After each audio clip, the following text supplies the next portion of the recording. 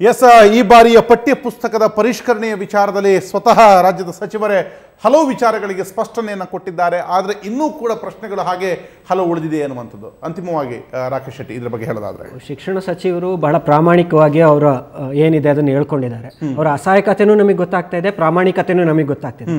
ಬರಗೂರು ಅನ್ನೋರ ಬಂಡಾಟ ಮತ್ತು ಉಡಾಫೆ ಧೋರಣೆ ಮುಖ್ಯಮಂತ್ರಿ ಈ ಎರಡು ಜೋಡಿಯಿಂದ ಸೇರಿ ರಾಜ್ಯದ ಮಕ್ಕಳಿಗೆ ಭವಿಷ್ಯಕ್ಕೆ ಬಹಳ ಸಂಚಕಾರ ತರುವಂತ ಒಂದು ಮುಂದಿನ ಬಾರಿ ಪರಿಷ್ಕರಣೆ ಮಾಡುವಾಗ ಒಬ್ಬ ಶಿಕ್ಷಣ ತಜ್ಞರನ್ನ ಮಾಡಲಿ ಅಂತ ಬಂಡಾಯ ಸಾಹಿತಿ ಪಠ್ಯ ಪುಸ್ತಕಕ್ಕೆ ಬೇಕಾ ಅನ್ನೋದು. ಈಗ ಬರಗೂರು ಅವರು ಹೇಳಿದ್ರು ಹಿಂದೂ ತಪ್ಪಿತ್ತು ಮುಂದೆ ತಪ್ಪಿದೆ ಅಂತ. ಹಂಗಾರೆ ಇವ್ರು ಏನ್ ಮಾಡಿದ್ರು ಸರ್ವಾಧ್ಯಕ್ಷರಾಗಿ? ಹಾಗಾದ್ರೆ ಬರಗೂರು ಯಾಕೆ ಬೇಕು? ಇವ್ರು ಸೋ ಕಾಲ್ಡ್ ಸಾಹಿತಿಗಳು ದಿನಕ್ಕೊಂದು ಟೆಕ್ಸ್ಟ್ ಬುಕ್ ಓದಿದ್ರೆ 10ನೇ ಕ್ಲಾಸ್ ತನಕ ಟೆಕ್ಸ್ಟ್ ಬುಕ್ ಓದ್ ಬಿಸಾಡ್ಬೋದಿತ್ತು. ಒಂದು ಕರೆಕ್ಷನ್ ಮಾಡೋ ಯೋಗ್ಯತೆ ಇಲ್ದಿದ್ಮೇಲೆ ಸರ್ವಾಧ್ಯಕ್ಷ ಯಾಕೆ ಆಗ್ಬೇಕು ಇವರು?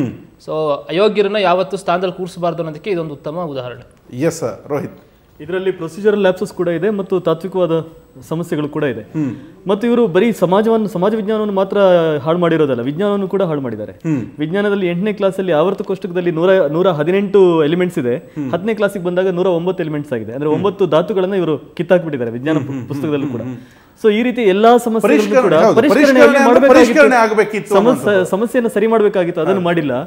ಮತ್ತು ದುಡ್ಡು ಪೋಲಾಗಿದೆ. ಇದೊಂದು ರೀತಿಯ ಮೆಕಾಲೆ ಅಂತ ಹೇಳ್ಬೋದು. ಬರಗೂರು ರಾಮಚಂದ್ರಪ್ಪ ಅವರು ಕರ್ನಾಟಕಕ್ಕೆ ವಕ್ಕರಿಸಿರುವಂತ ಮೆಕಾಲೆ ಏನ್ ಮಾಡಿದಾನೋ ಬ್ರಿಟಿಷ್ ಸಾಮ್ರಾಜ್ಯದಲ್ಲಿ ಅದನ್ನೇ ಇವರು ಮಾಡಿದ್ದಾರೆ. ಈ ಬಾರಿಯ ಒಟ್ಟಾರೆ ಪಠ್ಯ ಪುಸ್ತಕ ಇನ್ನೂ ರಾಜ್ಯದ ಹಲವು ಶಾಲೆಗಳಿಗೆ ಸಿಕ್ಕಿಲ್ಲ ಅನ್ನುವಂಥ ವಿಚಾರಗಳ ಜೊತೆಗೆ ಎಂದಿನಂತೆ ಈ ಬಾರಿಯೂ ತಾಂತ್ರಿಕ ದೋಷ ಇದೆ, ಅದನ್ನು ಸರಿಪಡಿಸಬಹುದೇನೋ. ಆದರೆ ತಾತ್ವಿಕವಾದಂಥ ದೋಷಕ್ಕೆ ಯಾರು ಹೊಣೆ? ಬದಲಾಗ್ತಿರುವಂಥ ಸರ್ಕಾರಕ್ಕೆ, ಬದಲಾಗ್ತಿರುವಂಥ ಸಿದ್ಧಾಂತಗಳನ್ನು ಮಕ್ಕಳ ಮೇಲೆ ದಯಮಾಡಿ ನಿಮ್ಮ ಪ್ರತಿಷ್ಠೆಗಾಗಿ ಹೇರಬೇಡಿ ಅನ್ನುವಂಥ ವಿಚಾರದೊಂದಿಗೆ ಈ ಚರ್ಚೆಯನ್ನು ಮುಗಿಸ್ತೀವಿ. ನೇರ ದಿಟ್ಟ ನಿರಂತರ ಸುದ್ದಿಗಾಗಿ ನೋಡ್ತಾರೆ ಸುವರ್ಣ ನ್ಯೂಸ್.